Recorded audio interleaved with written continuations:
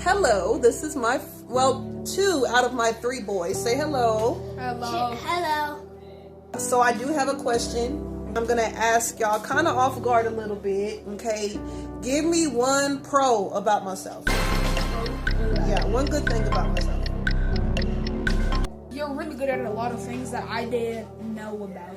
Like teaching me new things that I probably wouldn't know later on. Okay, what about you, Samuel? What is mommy good at? You cook the food really good. Okay, cool. All right, okay, so this was not rehearsed. And my point is I'm kind of putting myself out there on the line, okay? And the reason why I'm doing this is because I want to be able to see myself from someone else's perspective, okay? And whenever that happens, you're allowing someone to call out your gifts for you. Let's go back to the parable. Okay, so friends, we find ourselves in Matthew 25:14 through 30, okay? And here it says, "For it will be like a man going on a journey who called his servants and entrusted them his property. To one he gave 5 talents, to another 2, to another 1, to each according to his ability." Okay, his ability. "Then he went away.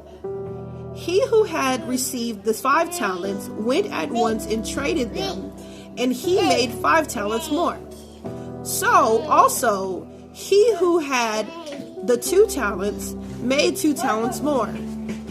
And the story goes on and on, okay? But here's the thing, okay? As we read this parable, Jesus is the one who told us this, okay? And it's so important that we see this, okay? Because first of all, the master is the one who said, "I gave you this talent." It's someone else. It's not them knowing. It's the master giving to them, okay? Now, beloved, I want to let you know God had gave you a talent. And you find yourself right now in poverty, okay? Now, whenever you were just a child, I want to let you know the enemy had took your talent and he had perverted it. Either he perverted it, he twisted it, he contorted it, or altogether he made sure it never grew, okay? So he either choked it out or he had mixed it, okay? A little bit of mixture, a little bit of leaven, leavens the whole lump. Okay, so beloved, when we say that, I want to let you know that God is a redeemer. He's one that restores. He's the one who gives and he's the one who takes away. Okay. Also, Jesus and the Holy Spirit.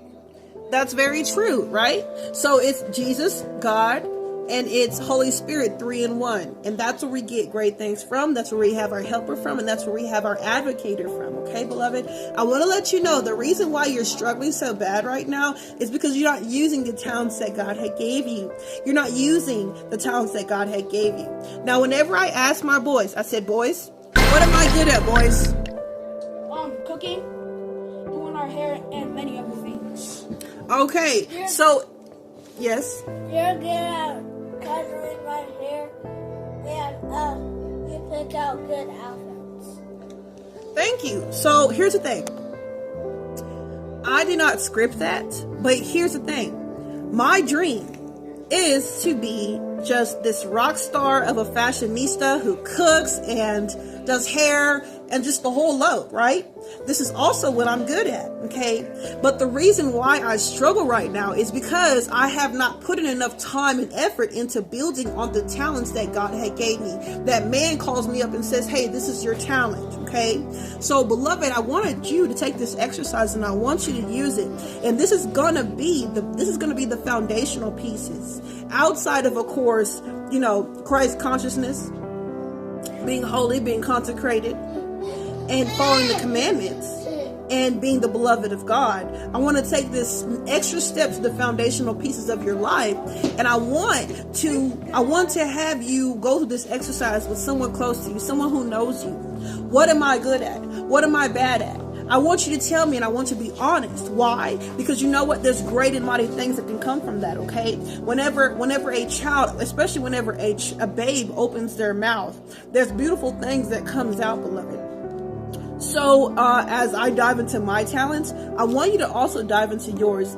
And I believe wholeheartedly that what God had ordained you to do. This is Psalms 1:3, okay? I would like to go to the King James Version.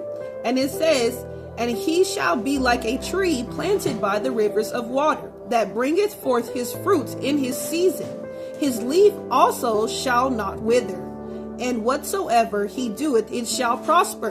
Whatever you do shall prosper. So when you're planted and you have your foundational pieces in the Lord, okay, walking circumspectly, living holy every day, okay, thanking God first thing in the morning, meditating on the word day and night, that, and also taking whatever you do, just make sure it's a talent that God had gave you, and it's going to prosper. It's going to prosper. It's going to grow. Okay.